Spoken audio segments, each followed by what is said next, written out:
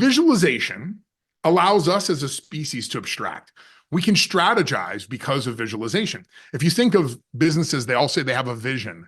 Well, a vision is visual. So when somebody tells me they have a vision, I say, well, show me that. Like, show me an object that represents that. And they're like, no, we have a document. And I'm like, that's not visual. That's not visual. So I'm a firm believer that we have to map out the world. We have to map out our business like the Spanish did with the Padrón Royal, which is in the 1500s, they had this top secret map of the world that Amerigo Vespucci used, and Columbus and Magellan.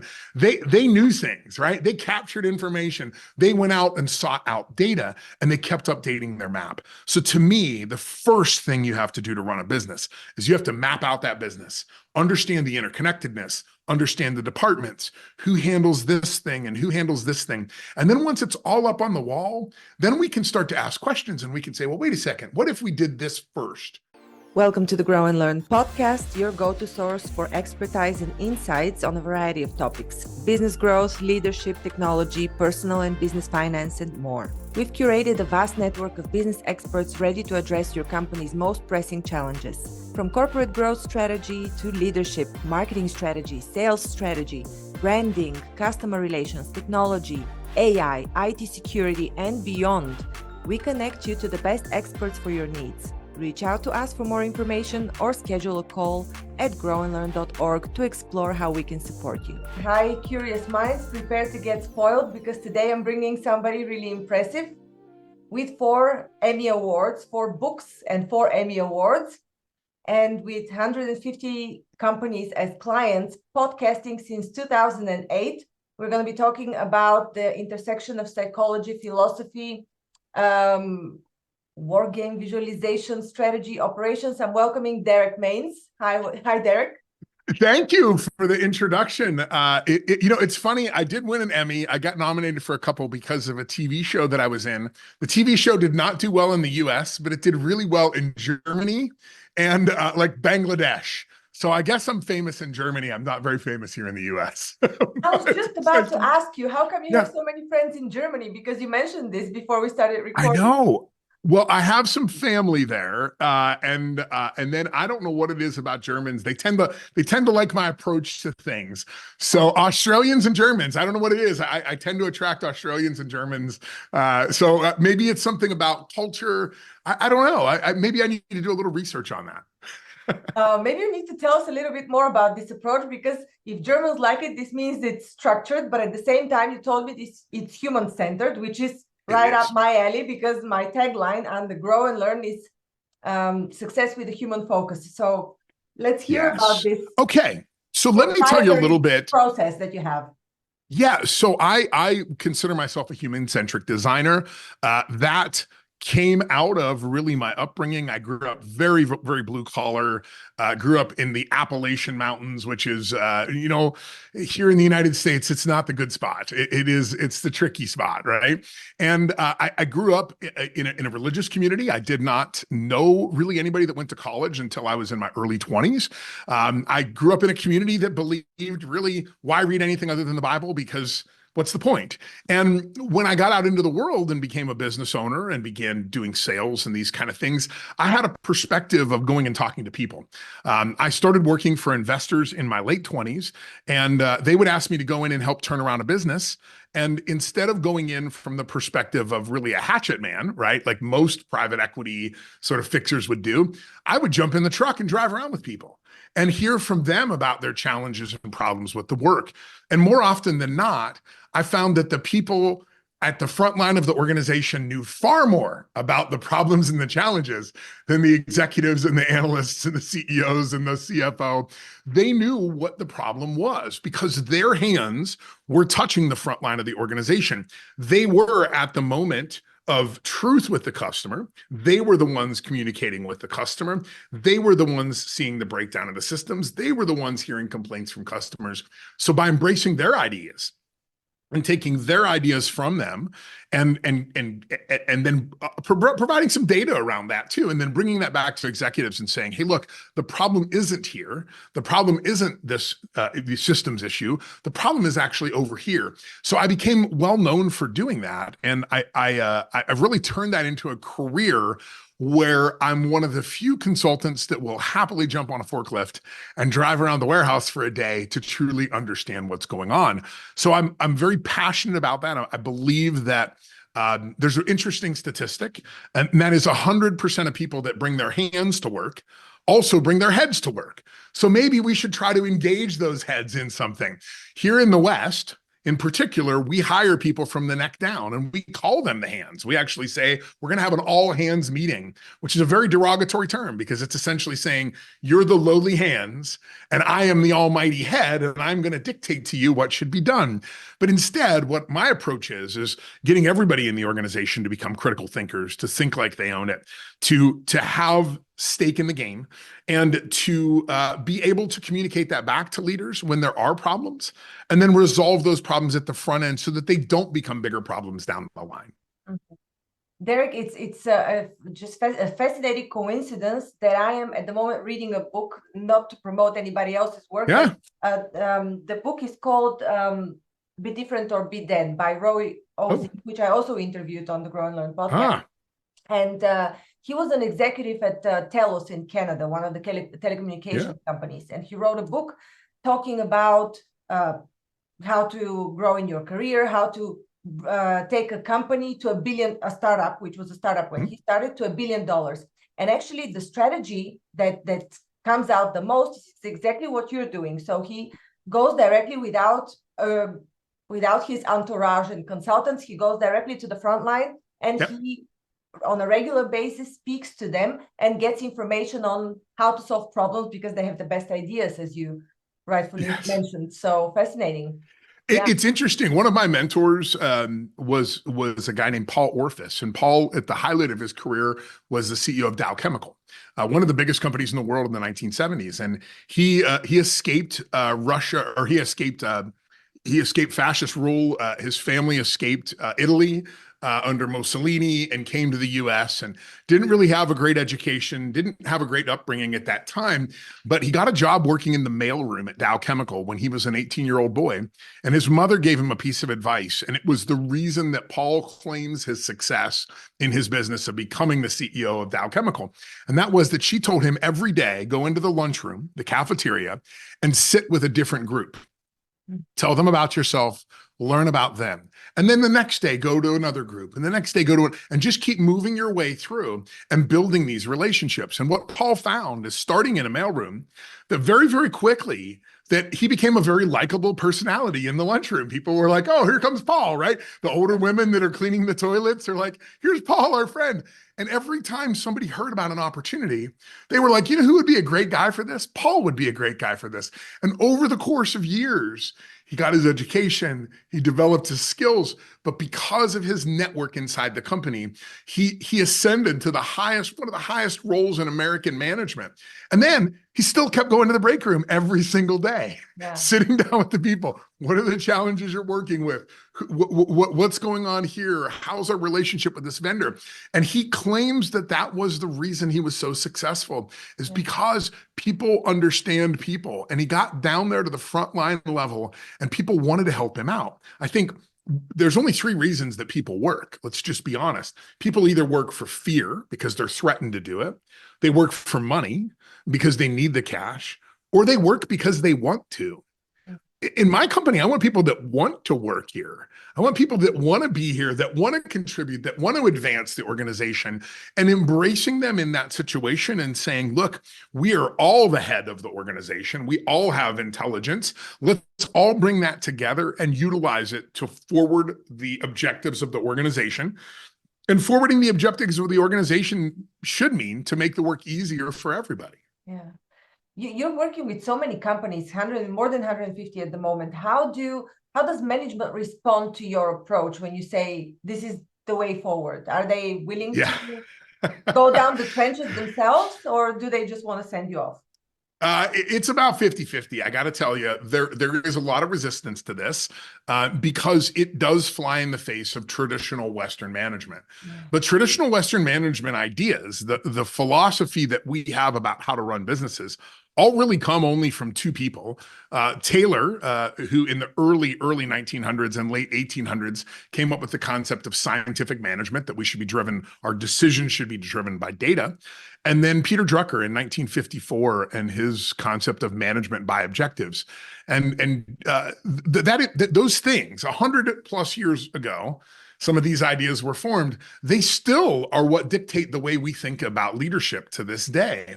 And I think that's a real problem, because we do have 21st century technology. It's right here. Maybe even some 22nd century technology is on the horizon with, AI. But our ideas about how to management were birthed in the 19th century and refined in the early 20th century. So we do need to be able to change the ideology. So when I work with clients, regularly we have one of two challenges. Usually I prefer to work with organizations, and I seek out organizations where the executives are perspective seekers. They are not the kind of people with their head in the sand thinking they're always right. They're the kind of executives that actually know they're not the smartest person in the room, and they're constantly looking for smart people to come around them and help them broaden their ideas and understanding of their business. Now, these aren't just philosophical ideas. There is actually statistical proof that these things work better. So it's the concept of placing that idea into their head and saying, for instance, one of the core tenets of my work is telling CEOs that employees cannot make mistakes. It is impossible for an employee to make a mistake. If a mistake occurs, it has to be a result of the system or process that you put in place as a manager. And that system or process must not be good enough, because people could still mess up. Now, listen, the truth is that people do mess up sometimes. But if I first take the philosophy that it must be me and it can't be them, and I improve the situation, the circumstances, and the system, there's a very, very high probability they won't be able to make that mistake again.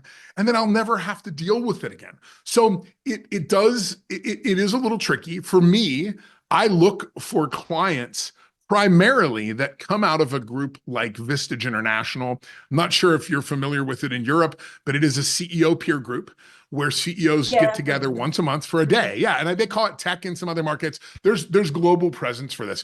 I speak primarily to those type of groups because the attendees at those meetings are paying a fee to go into a room once a month and sit with other executives to tell them they're wrong about stuff. And that is the type of folks that we need. I've written 4 books about process. I look at my first book and I go, oh, I'm so wrong about it, because my ideas have advanced, right? My perspective has changed. I've advanced on some places and I've retreated on others. Those are the type of executives that I look for in working with. Those who are resistant to that, those who want to have 3 conversations with me and they're like, I just don't believe it. Sounds like BS to me. I don't want to work with them because they don't have an open mind. They are stuck in their ideology. They have turned their management philosophy into a religion that they are willing to defend to the death. What I really want is people that are out on the horizon with binoculars saying, what's next? What could I do better? How could I improve as an executive? And by my improvements, how will that elevate my entire organization? So I do have to be selective. I have to fire customers regularly that get over their skis on this. You're privileged in this respect. It is a privilege to do that, right? To be able to be selective in who you work with. But I do tend to find one of the things I love about going, and I do a lot of public speaking. I have between now and this time next year, I have 97 speaking engagements. So I do a lot of public speaking. A couple times a week, I'm standing in front of a group of CEOs. So I do get to see that feedback, and I get to see it in real time. I get to see their facial expression. I get to see where they're resistant on things. And then I can come back the next time and provide a little bit more proof, knowing that that audience maybe didn't fully believe that idea. And then that next time I come back, maybe with an experiment, maybe with a game, maybe with something that forces them into that situation where they go, oh yeah, you know what? There is a different perspective here. So I do believe that ideology is probably the thing that harms us the most. We as human beings sort of want to cement our positions and protect those positions. And we could talk about how that affects American politics if we want, but I don't think anybody needs to hear anything more about American politics right now. But it's just, we need to open our minds as leaders and to understand that maybe what we believe about management is outdated. And I think that's the most important thing. And the most critical thing is to first question our own beliefs before we start going making change inside of our organizations. Mhm. Do you think this ideology is age related, like baby boomers, for example, that are now passing the baton, are the ones still carrying the old culture, the old ideology, or is it? I think, unfortunately, it stems from that, and I'll tell you why in a moment. It's a post-World War II culture, but that has translated into all of our philosophy and dogma about business. It is what dictates our management skills. I used to be I used to go teach at ASU, Arizona State University here, and I was an entrepreneur in residence for them. Most professors are older.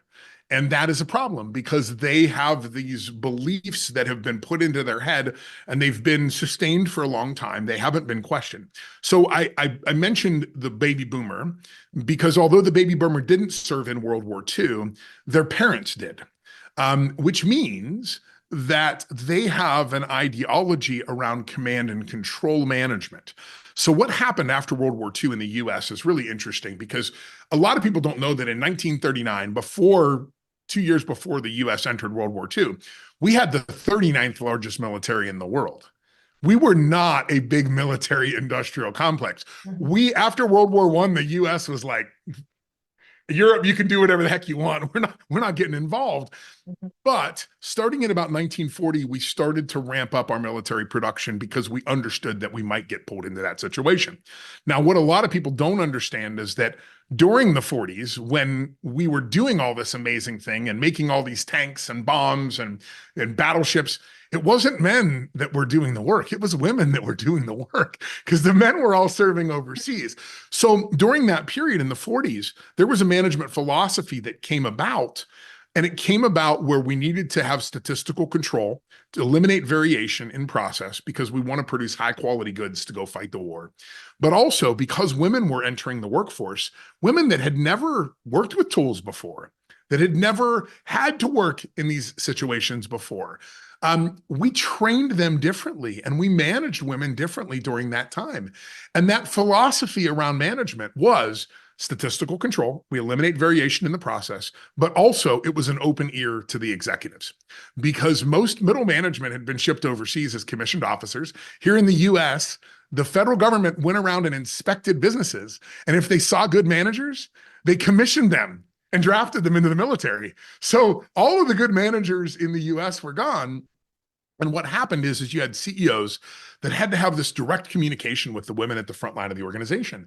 And they had to hear from them. And they had to hear things like, there's a great story that is attributed to Ford that says that Ford was really disappointed in the way women worked. And a woman walked up to him and said, hold up your hand. And he held up his hand and she held up hers. And it was half the size of his. And she said, maybe if you got us tools that fit our hands, we would do a better job. And Ford thought, well, that's not a bad idea. And he did. And then he realized, actually, the funniest part about World War II production is that most managers that you find interviews on after the war said that women were significantly better at manufacturing jobs than men were.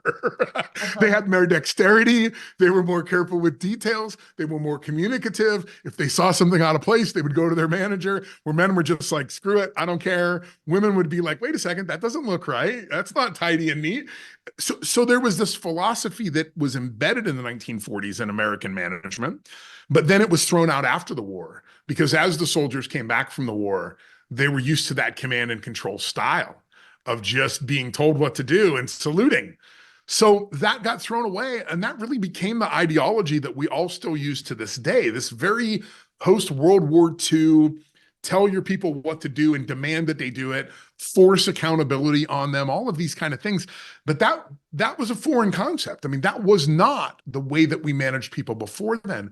So I believe going back to those, replacing that idea, setting that idea on the side of command and control management, going back and looking at what America did in the 1940s in order to accomplish all these great things, there's some great lessons to be learned there. Lessons that the Japanese took after World War II and in 20 years became the second largest economy in the world because they used those methods of employee empowerment and the elimination of variation through statistical control of process. This is such a fascinating story. I didn't have an idea, the slightest idea of the fact that so many women actually, the majority of women worked in the Yeah. 8 production. million women entered the workforce in the US. So 17 million men went to war, 8 million women replaced them, and then 3 million children in the United States went to work in factories from the age of 12 to 17. FDR, our president at the time, made a rule that said you could drop out of school and go work in a factory because we needed people to do that. And they were significantly, so what you essentially had, the American workforce, and Hitler made fun of this. I mean, there were publications and speeches that he gave laughing about American women and children. He's like American women and children are going to beat us. Like that was his philosophy. But these women and children were exceptional at their work because they understood the why. I mean, they were fighting for their husbands and boyfriends and fathers and uncles that were, fighting across the world, but also because they had never been involved in working in factories before, we had to train them differently. We had to manage them differently. We had to be more understanding. We had to listen to their concerns. I mean, the idea of using hairnets came from those women during that time because a woman got her hair pulled into a machine. And other women said, look, unless you get us hairnets, we're not going to continue to work. And management was like, well, what choice do we have, right? We're going to have to listen to these women, which was a great thing. They understood that the combination of leadership, listening to the people doing the work, was this incredible thing. I can't downplay enough the fact that, the GDP of the US went up by 300%. Corporate profits doubled, frontline wages doubled during that time. Unemployment rate fell to 1%. I mean, these women completely transformed the world. And yet they're still ignored for the contributions that were made during that time. So I think we have to revisit that. I think we live in a society today that is not militaristic, at least here in the US. Our young people did not go to military. They didn't fight in wars. So we have to learn how to manage them differently. And again, the first step in doing that is taking the ideology that we have all stood up on a pedestal and breaking it down and saying, does it still make sense? And some of the things, most people don't realize before 1954, there was no such thing as KPIs, key performance indicators. Companies didn't use goals before 1954. Instead, they used aims, where they would say, look, the organization is aiming to be better a year from now at this. And that might mean that we might not make money this month because we want to reinvest money back into the system. Or that might mean that we might have to change things and that might slow down production. Instead, those ideas were replaced with this concept of goals. And a goal is something that you work towards and attain at any cost, because usually your compensation is tied to it. So you're like, I have to hit this goal because that's how I get my bonus. But see, before that, we managed people differently. We thought about things differently. There's actually another experiment that happened in the US in the 1920s. I mentioned Taylorism and this idea of scientific management. Taylor had two concepts. Scientific management was one, and the second was to pay people based upon their individual production. So piecework management, where you hired people and you paid them based on the number of pieces they produced. Taylor thought this was a really good idea. There is very little proof that it actually worked, and there's actually a lot of proof that it was detrimental to American businesses. But the New York City schools in the early 1920s decided to take this idea of incentivizing children for performance, and they started offering candy and toys to kids that got good grades, that came out on the bell curve, at the top of the bell curve. So they started saying, if you're the smartest, if you get the best test score, you're going to get a free toy or you're going to get candy.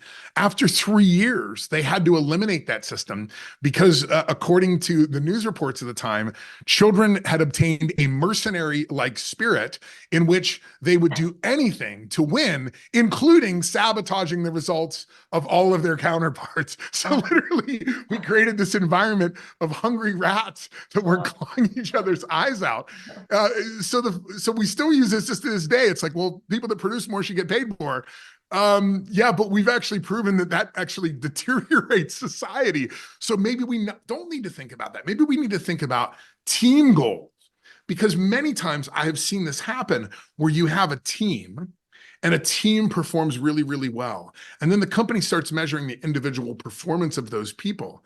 And then they cut out the low performer. And all of a sudden, the whole team's performance collapses because that low performer acted like the glue. They were the mother goose. They were the one that motivated everybody. They were the person who worked the hardest part of the job. So many times we judge people based upon their individual performance, not based upon their performance to the team, how they contribute to the team. So these are just ideas. These aren't new ideas. Statistically, the Japanese proved with Six Sigma and Lean and everything that they did in the 1950s, 60s, and 70s that these ideas actually worked far better. I mean, most people don't realize in 1974, the average Japanese worker was 600% more productive than the average American worker.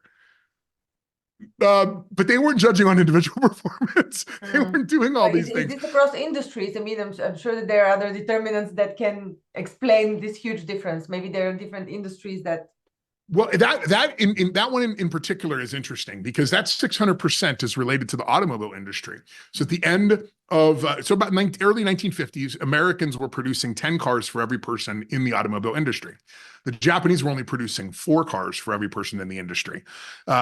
20 years later, the Japanese were producing 60 cars per employee, and the Americans were still producing 10. Now, the reasons were very, when you break it down, the reasons had to do with a number of different things, including the Japanese writing into automobile workers' contracts that if they came up with an idea that replaced them, they would still be paid and either get their full pay until retirement or until the company found another role for them. So they actually incentivized people to find ways to make the work so easy that they didn't need people anymore. And they paid people in that way. So the average Japanese company during that time got 10 new fresh ideas from every single employee every year on how to improve performance. So that's how they did it. They just worked as a team and they said, how do we do this as an industry? How do we work together to make the work easier and better for all of us, knowing that we won't be fired if we make it so good that they don't need us anymore? Wow, fascinating stories. I'd like to tell me more. But you started talking about your method, which is also derived from Japan, or I'm not quite sure. Yeah, so a lot of the method. So a lot of the method that I use, my method is called M4: map, measure, manage, and mobilize. A lot of the measurement aspect of what we do comes from Japanese management. It comes from the ideas of W. Edwards Deming. It comes from scientific management, the techniques that were used during World War II. But I've also found that human beings need to be able to visualize the work they're doing. So much of our business is run via spreadsheets and PowerPoint presentations or Word documents. None of these are intuitive to the human mind. From a purely biological evolutionary perspective, if you think about us as human beings, for a long period of time, we were terrified of tigers. I mean, for hundreds of thousands of years, every time our tribe came across a saber-toothed tiger in the environment, it was going to be a bad day, right? It was not a pleasant thing. Until one day, someone reached into the fire and took a piece of charcoal and drew a picture on the cave wall of a tiger. And then all of a sudden, we could separate those things. We could separate the tiger from the fear, and we could begin to strategize. We didn't have to look the tiger in the face and say, what should we do? We could sit in our cave around the fire and we could say, okay, there's jaggy parts of the tiger. You want to stay away from the teeth. You want to stay away from the claws. But there's also soft parts of the tiger, So if we could get our sharp, pointy sticks, our spears, and we could get our bows and arrows, and we put somebody up on a cliff with a rock, we could kill this tiger. And if we kill this tiger, then we would have peace and safety. So we as a species, we look back at all of these cave paintings, we see them all in the news, new cave paintings that have been found, and everybody's like, oh, it's artistic. It's not artistic. It's human beings strategizing on how to solve problems. It's here's where the food is. Here's how you hunt buffalo. Here's, the seasonal cycles of the migration patterns of animals. So visualization allows us as a species to abstract. We can strategize because of visualization. If you think of businesses, they all say they have a vision. Well, a vision is visual. So when somebody tells me they have a vision, I say, well, show me that. Like, show me an object that represents that. And they're like, no, we have a document. And I'm like, that's not visual. That's not visual. So I'm a firm believer that we have to map out the world. We have to map out our business like the Spanish did with the Padrone Royale, which is you know, in the 1500s, they had this top secret map of the world that Amerigo Vespucci used, and Columbus and Magellan. They knew things, right? They captured information. They went out and sought out data, and they kept updating their map. So to me, the first thing you have to do to run a business is you have to map out that business, understand the interconnectedness, understand the departments, who handles this thing and who handles this thing. And then once it's all up on the wall, then we can start to ask questions, and we can say, well, wait a second, what if we did this first? What if we moved this over here? Do we really need to do these things, or could we replace it with these things? So it's literally about putting a puzzle together. Unfortunately, 98% of businesses don't have maps of their business.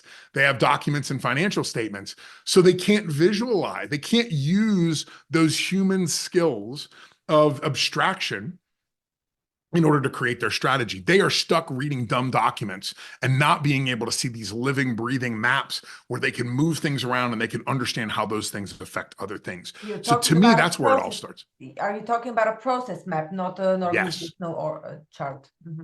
Yeah, but to me, a process map is everything is a process. So I map out time, we map out people, I map out systems, I map out functions of systems. I've got about 20 different methods that we layer on top of maps to look at things like asking the question. And one was really fascinating just recently. We mapped out this business for a CEO. We sat down with their frontline people and we put it up all on the board. And when we were done, I said, how long does it take to go from the beginning to the end? Just like you would with a map. If we were on a road trip together and we opened up a map, we would say, how long does it take? And they said, oh, probably under 30 days. And I said, why don't you guys go back and count it up? Let's just see. Take your last 15 customers that ran through this, and let's just figure out the average. It was 243 days. Oh, wow. They thought it was 30 days. Yeah. It was 243 days. And immediately, as soon as they recognized it was 243 days, you could see on their face, they were like, oh, now we know why everybody complains. Now we know why customers don't come back. Now we know why things get run. Okay, wait a second. Now that we know this, how do we take this process that we made out as 243 days? How do we get it to 90 days? How do we get it to 60 days? How do we get it to 30 days? What steps would we need to do? What would we need to automate? Who would we need to hire? What would we need to eliminate from the process? Do we really need to quadruple check the product before it goes out the door?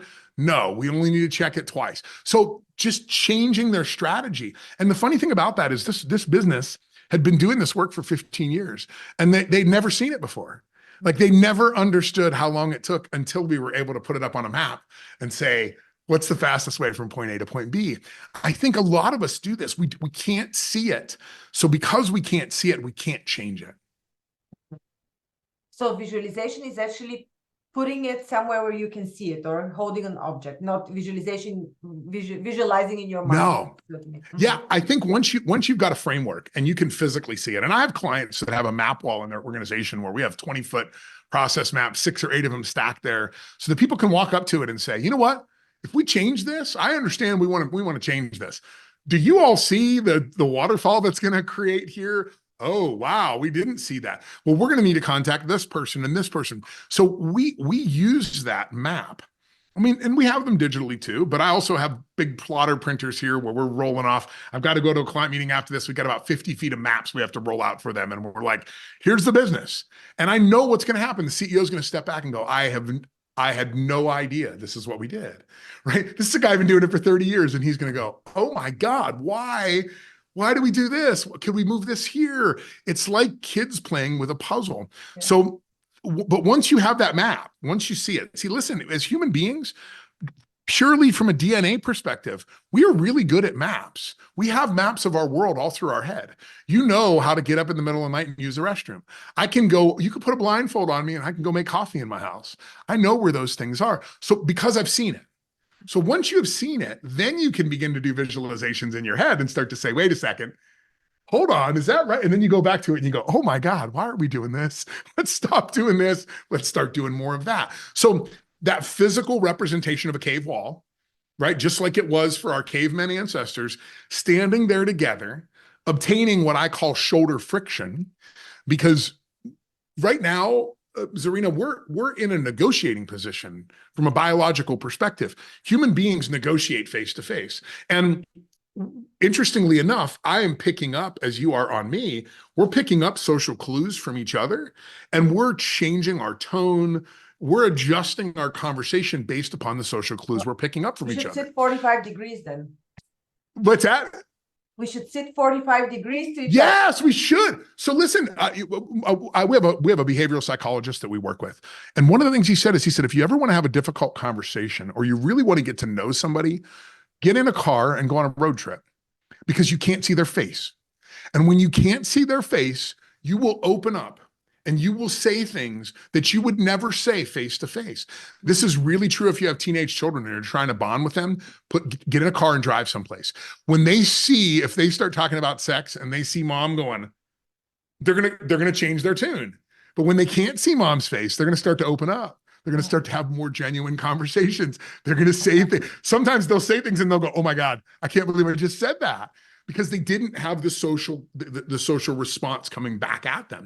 Okay. So we need shoulder friction. Let's think about this. In the last 300,000 years, almost all human interaction was shoulder to shoulder. Like, we did talk face to face, but when we built things, when we raised empires, when we fought battles, when we confronted enemies, we did it shoulder to shoulder. When we built buildings, we did it. We built the pyramids shoulder to shoulder. It's only been the last 4 years that almost all of our interaction has become face to face. And I wonder if that's why people have so much anxiety, right? Wow. If they because they're not, they can't, they're anxious when they're watching your face and they're going, "Oh, wait, am I going to upset her? I don't want to offend her. Oh, I don't want to use the wrong pronouns." All of these things are important, but the reality is we're so afraid because we have so much face-to-face interaction. It is fascinating when I bring a team into my office and my workshop space, and we have a 25-foot whiteboard, and I make them stand up there,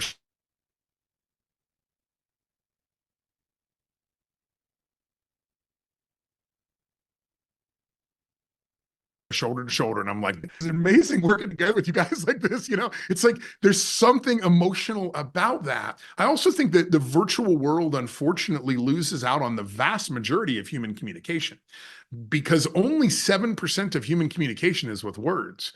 Tone is really big. That accounts for another 15%. You know, Simon Sinek just did a podcast episode about pheromones, and they said something like the number one bonding mechanism between human beings is smell.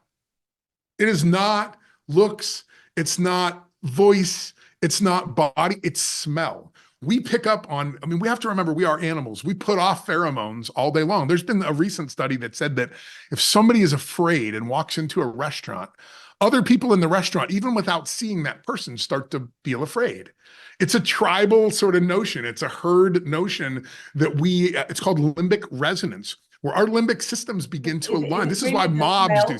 I mean, yeah. Is it the sense of smell, or is it the energy that they exude? Because clearly we have the aura around us and people feel it. They're ethereal. I wonder, I do wonder if some of that aura is pheromones, though, because these are not things that we're smelling in our nose, right? This is deep reflects limbic. On the physical as well. Of course, it's aura, but it reflects also on the physical as well. Absolutely. So we lose that when we lose a lot of that communication when we're in these face-to-face positions. This is why mapping, we're moving very analog in our business, even to the point we've eliminated pens. We only use pencils in our business. Why? Because pens are permanent. Pencils are impermanent. So when I'm in a meeting with an employee, and I write down an idea, then I erase it, I am empowering them to also improve and change and recognize that I'm not always right, right? When I write in it's just a psychological, we have to remember that so much of our world is in our heads, right? So we've got to embrace that. We have to make people, we have to realize that we have a lot of human biological evolution in our DNA that has been embedded over hundreds of thousands of years. And the modern techniques that we're using actually don't contribute to those very well. So it's important for us to bond, you know, face to face, stand up against a wall with a map. People always tell me, "Oh, can we do it digitally?" I'm like, you can, and you'll get about 10% of the effect that you'll get if you did it live in person. Yeah. Wow, so many concepts that are really eye-opening, groundbreaking. It's such an amazing conversation. Well, I think, Zarina, I think one of the things, and starting to wrap this here, I think one of the things that we have to think about is, are you familiar with Simon Sinek and the Yeah. concept of starting with why? Yeah, great book, groundbreaking work. Every company knows what they do. Some know how they do it, and fewer still know why. Start with why. And we've done that. Most of us now have a why. We understand that. We have a vision. We set the course. We can see the horizon. But what about the how? Because as Sinek says, very few know how they do anything.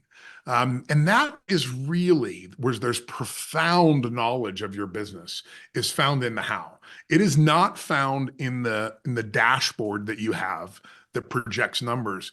It's found at the machine, at the desk, at the register with the customer.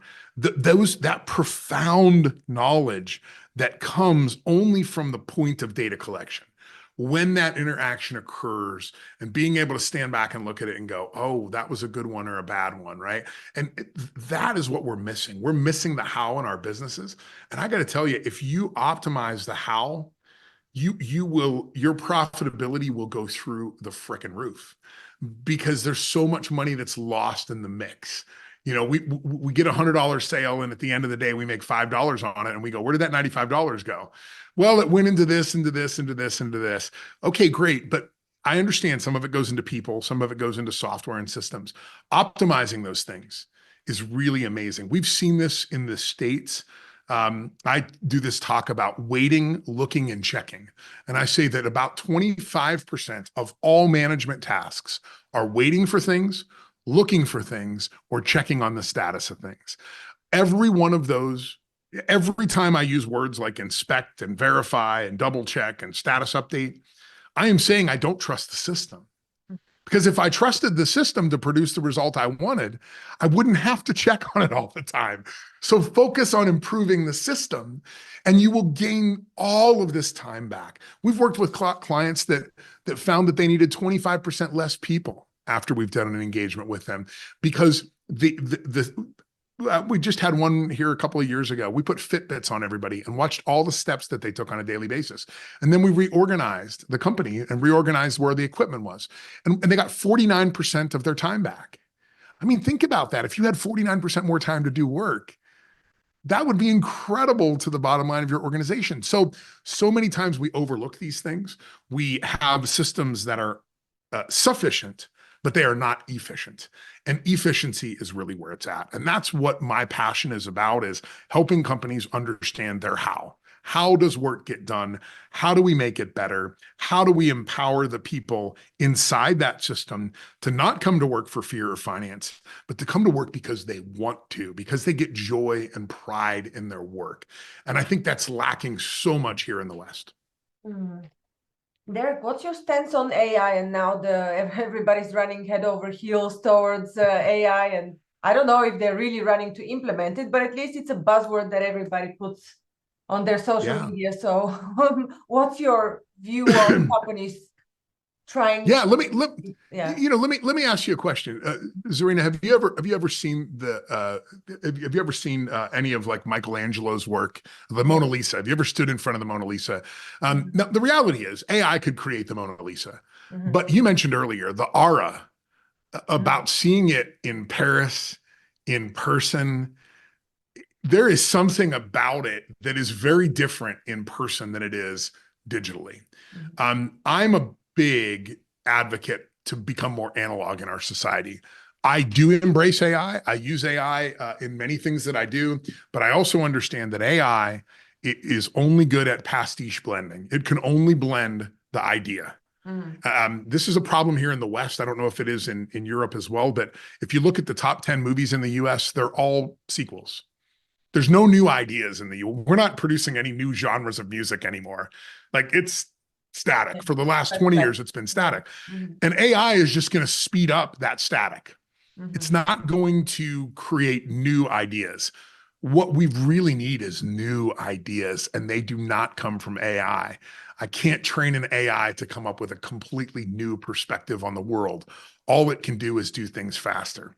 I give this example of AI, and I do a lot of AI talks, and we implement AI for customers. I mean, we've implemented it multiple times, built custom AI solutions and systems. I give this example where I say, look, you have a fan sitting here, and you have a pile of dog crap sitting here, and the dog crap is moving towards the fan. When the crap hits the fan, do you want the fan to be spinning fast or not at all? And everybody says, I don't want it to be spinning. I don't want it going all over the place. Okay, great. Well, that's AI. You have a system that has a bunch of garbage in it. Yeah. And your idea is to speed it up. Speeding up the slinging of crap is not a better strategy. First, fix this. Remove the garbage from it. Improve the process. Then speed it up. But don't speed it up while it's still full of garbage and crap and nonsense. It's cart and horse. You've got to put the horse in front. You've got to start in the right place and then move forward from there. So I'm a fan of AI. I'm an advocate of AI, but I really believe what we will see in 5 years is companies that used AI to go out of business because they started doing bad work faster. Instead of focusing on quality and value and utility for their work, instead of improving their work, they just do it more quickly. And that's not a good thing. Mm-hmm. It's not just AI, though. I mean, technological advancement comes from so many directions. Like, for example, the asset tokenization that Larry Fink from BlackRock is announcing that might, as a matter of fact, completely restructure the way businesses are working. There could be just industries serving somebody rather than what we know as a company, as a single entity. I mean, the world could work completely different. What is your view on that, for example? Yeah, I'm excited about that, but I think that means that we have to rethink work in general, because if we can eliminate, listen, I'm all for eliminating busy work and eliminating the mundane and the soulless, thankless work that we as human beings are forced to do because of fear of finance. Yeah. So I think that does mean that we have to rethink work. And there's an example here in the US.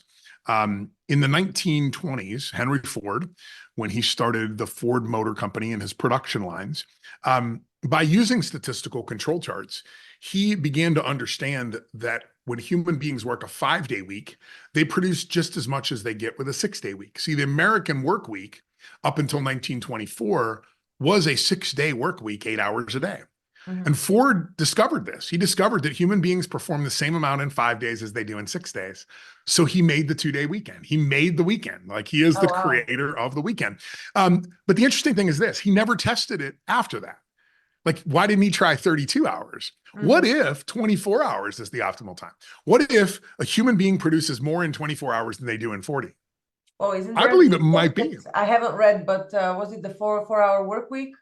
Yeah, 4-hour work week, right? He talks about how optimizing things out. So what we, pardon me, we're stuck in this 40-hour mentality, but that might not be reality. And I think there's actually an experiment in the US in the 1950s and 60s with a company called DuPont. DuPont created a different work week. Pardon me. They created a different methodology. Their methodology was for human beings to work 5 days a week, 10 hours a day for 3 weeks in a row, and then get 1 week off a month. So 12 weeks, every month you get 1 week off. You get the same week off every month. And they found the quality of the work was significantly higher. The quantity of the work was higher. There were almost no safety violations. People didn't get injured. They were well rested. They didn't call off sick. They didn't have to leave to go to a doctor's appointment. If you knew that the last week of every month you were off, you'd plan your life around that. And if you got a partner and you got married, or you'd adjust your schedule so that you were both off the same week every month, or maybe you were on different weeks. But they found this method worked significantly better. Unfortunately, the federal government, the US government, shut them down and said, you can't do that because you're not paying overtime. And they're like, yeah, but people work less. They're like, yeah, but you still gotta, they had all these labor rules that went into place. Never revised again, the decision? Nope, never revised. No. And there's tons of proof that it was far superior in every way, shape, and form, and nobody's ever revised it. So maybe we need to do that. Maybe we need to look at the world and say, look, there are tasks that humans are really good at. Emotional tasks, customer service, being of service to each other, communication, creativity. We're really good. Maybe the future is we work 2 weeks a month and 2 weeks we get off a month, and AI does the rest, and we still make the same amount of money, and we don't have to worry about those kind of things. We're going to have to make a shift. If anybody thinks 100 years from now, we're still going to be working 9 to 5, 40-hour work weeks, you're freaking crazy. At some point, I think the future is well planned ahead with the universal basic income that's been discussed already at the beginning of yes. COVID by the United Yes. Nations. So. And there's a case study here in the U.S. that recently happened, and I'm sure I'll mess my statistics up, but they did it in Denver, Colorado, and they gave homeless people, I believe it was $1,000 a month, and they found that 50% of homeless people got a job, got a place, got established. Everything was 50%. It's all about and people say, yeah, yeah, but people say, oh well, yeah, but what about the 50% that didn't? And I'm like, yeah, but I don't think people understand it probably costs us $3,000 a month to have a homeless person because of all of the services we have to provide and all the legal stuff and ambulances and police time. So why not just give them the money and let them solve their own problems? Are there going to be a percentage of them because of mental health issues and things that are still, of course. But those who want to have that hand up, let's give them their hand up. I mean, imagine, I don't know how different my world and my life would have been if I would have had an income coming out of high school that I could have explored. Did I want to be an artist? Did I want to be a scientist? As I mentioned earlier in the show, I didn't have an opportunity to go to college. That was like not a thing. Like I didn't know, nobody in my family ever went to college or ever talked about it, or it just wasn't a thing. So imagine how different my life would have been.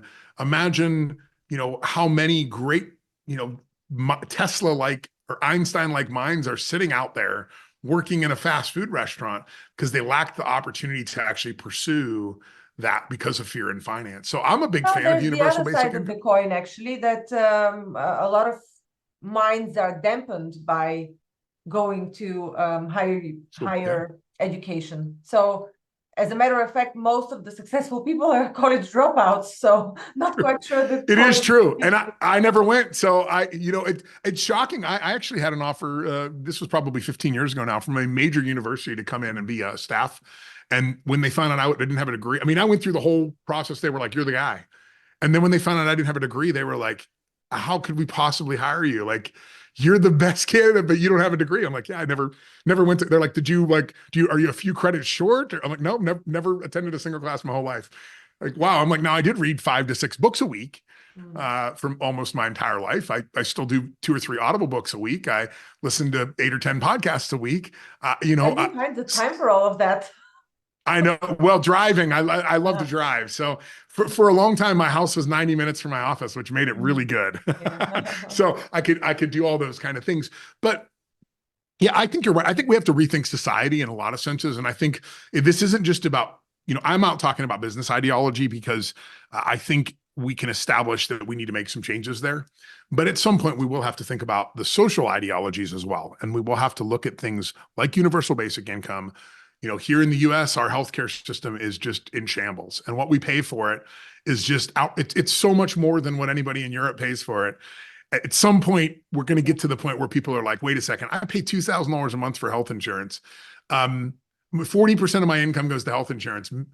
Maybe I would be happy to pay an extra 10% in taxes to get a much cheaper, solution. So I think there's a lot of social engineering that has to happen over the next, few years. I'm hopeful that, that America can lead the way. We haven't done a really good job here for a while. I'm hoping we can get back on track and maybe step up again like we did in World War II and lead with some new and bold ideas. But for right now, we're sort of stuck here. Mm-hmm. Yeah, I mean, there's more to talk about potentially dissolving borders. I mean, anyhow, I agree. Anyhow, we are.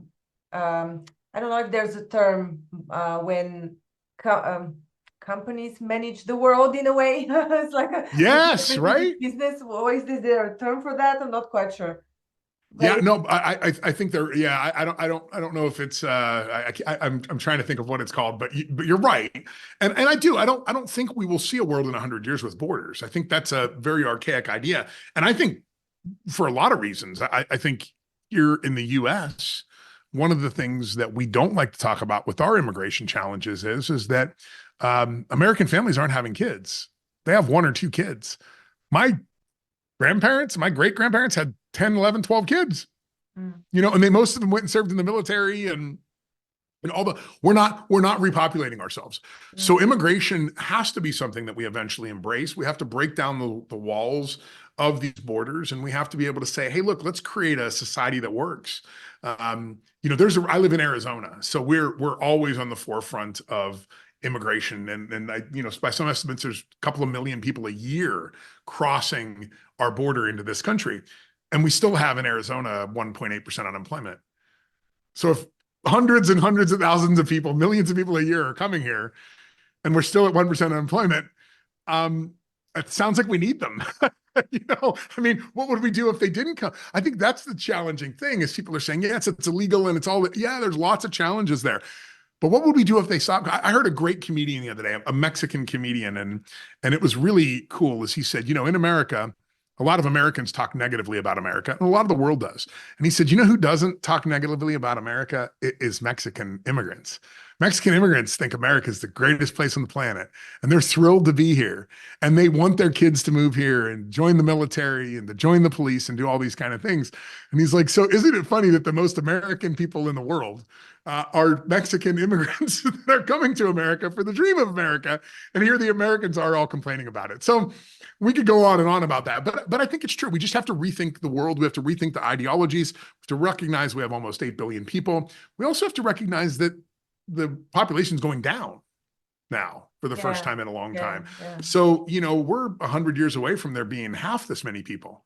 How different is the world going to be then? How big is cooperation and collaboration going to be then versus what it is today, where we can feel like we can be nationalistic? We're not going to be able to do that for much longer. You can be nationalistic when you have a bunch of people and you have a high birth rate. You can't when you don't.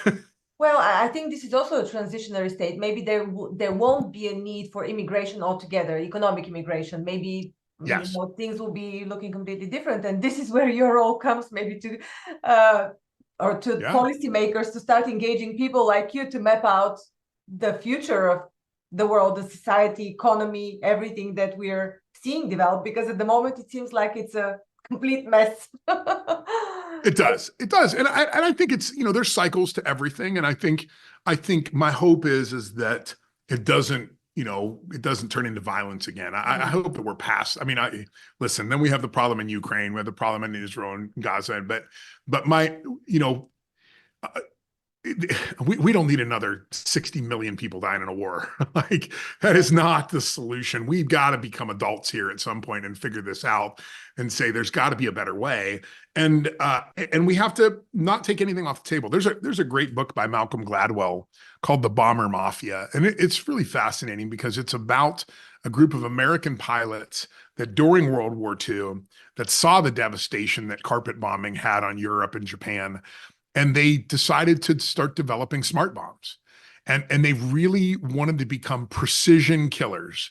And that's really what they did. They figured out how to literally just drop a bomb in a city and only hit the one building that they want, right? And there's a lot of humanity in that. I mean, to think about, these are figuring out how to blow up people more efficiently. But there was a lot of humanity in what they did because they looked at the environment and they said, we can never allow this to happen again. Like, we have got to make it so that we can do precision, attacks on countries.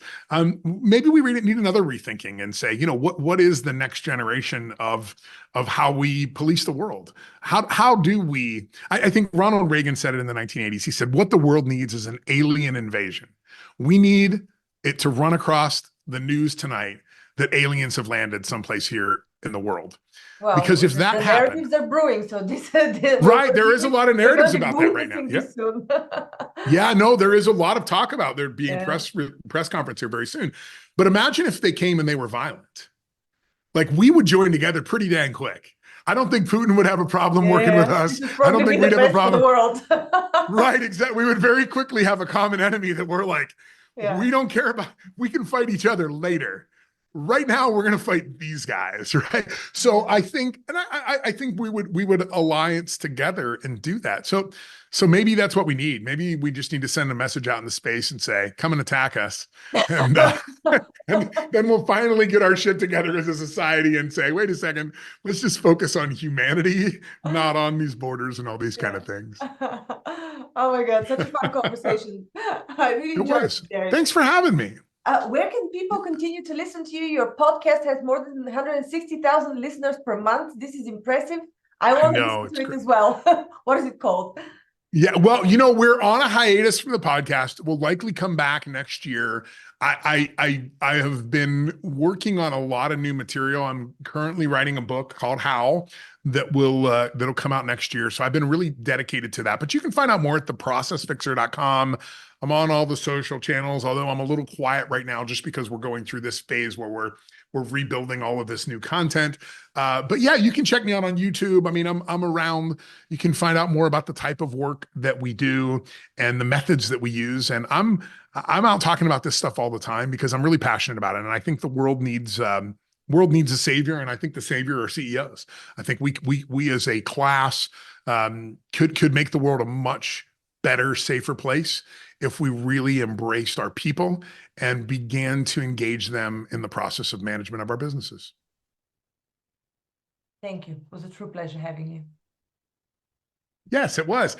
Thank you so much. Thank you for listening to Grow and Learn. We hope that you found our podcast informative, engaging, and inspiring. Our mission is to help you keep growing and learning, and we hope that our conversations and insights have provided you with practical advice and useful perspectives. If you're looking for personalized support and guidance to help you achieve your personal or professional growth objectives, I offer a range of services to help. As a trusted management partner and mentor, I work with businesses in the process of transformation, looking for new streams of business as well as M&A. With an extensive professional network of experts and mentors, I can bring on board the right person or team based on the specific needs of the company I'm working with. To learn more about the services I offer and how I can help you achieve your goals, visit my website at GrowNLearn.org. You can also reach out to me via email or social media. I'd love to hear from you. And if you enjoyed this episode of Grow and Learn, please subscribe to our podcast and leave us a review. Your feedback is important to us and it helps us to continue to create content that is relevant and valuable to our listeners. Thanks again for listening, and we look forward to sharing more insights and perspectives with you in the future.